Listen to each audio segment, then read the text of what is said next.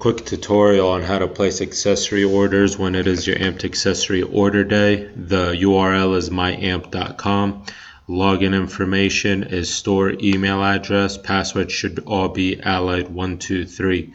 Once you get logged in, under the home screen, you have a category section here with a variety of different accessories that you could order. Best practice here is to actually skim your walls, see what you have and see what you need as you go through these categories. What I mean by that, for example, is when you're on the headphones section, actually verify how many of the EG920 you have in stock before ordering more.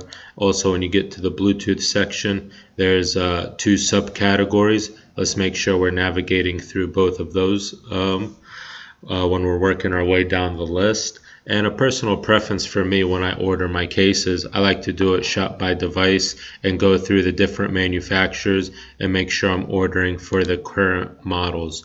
Once we get everything on our accessory order, we'll then want to go ahead and check out. And I'll just add a few quick items just to make sure that everybody understands the checkout process. So once you click checkout, you'll see your shipping address. You'll continue to the shipping method. No reason to change everything on the shipping address as it's already put in there for you. The shipping methods will all be the same. It's FedEx flat rate, no other option to change it. Payment method is where a lot of people have the question on what to choose.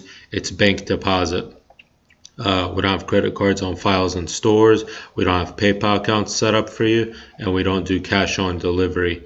You select bank deposit and everything else stays as is, and then you'll click complete your order. Once you have the order confirmation, you could go ahead and print screen and post it into your inventory chat to confirm that you went ahead and placed your order.